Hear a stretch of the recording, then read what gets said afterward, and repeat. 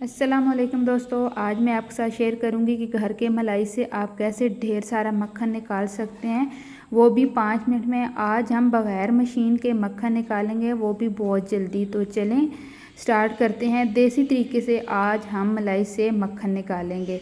तो यहाँ पे मैंने ये मलाई ले ली है। तो ये वाली जो मलाई है, हम हर रोज़ जो दूध बॉयल करते हैं उसके ऊपर मलाई आती है, तो वो वाली हमने मलाई ली है। थोड़ी थोड़ी हम निकाल के रखते रहे हैं।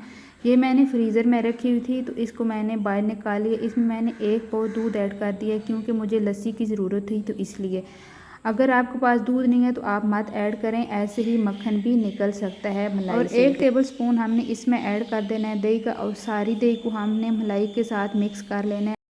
अगर आपके पास खालिस मलाई है तो उसमें आप 1 टेबल स्पून ऐड करें दही का, और उसको ऐसे लगातार चलाएं, तो उससे भी बहुत जल्दी मक्खन आ जाता है। तो मैंने दूध इसलिए ऐड किया था क्योंकि मुझे लस्सी चाहिए थी। तो मैं बग़ैर दूध के भी मलाई से मक्खन निकालती रहती हूँ। तो आज मुझे ज़रूरत थी, तो इसलिए मैंने इसमें 1 पाव दूध ऐड कर दिया है।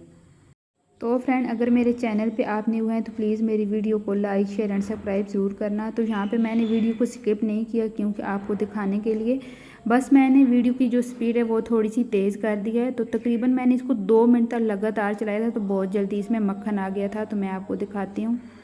तो यहाँ पर आप देख सकते हैं, ये जो पतीली है इसकी साइडों पर कितनी जल्दी जो मक्खन है वो आ गया है।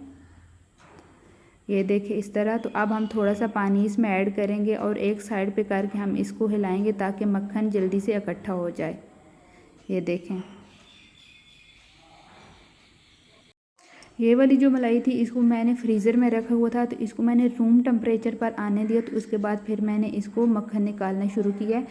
तो अभी हम जो नॉर्मल पानी पीते हैं, ये जो कूलर वाला होता है, वही मैंने लिया, इसमें ऐड करूँगी और थोड़ा सा मधानी को लूँगी, ताकि जो हमारा मक्खन है सारा इकट्ठा हो जाए और हमें जल्दी से इसको बाहर निकाल लें।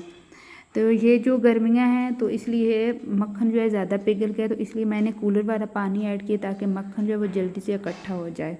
तो अभी मैं आपको मक्खन निकाल कर दिखाती हूँ। तो इस तरह हमने सारा मक्खन निकाल लेना है, एक प्लेट में हमने रख लेना है। बहुत जल्दी मलाई से मक्खन निकल आता है। तो चलें सारा मक्खन अब मैं आपको निकाल कर दिखाती हूँ।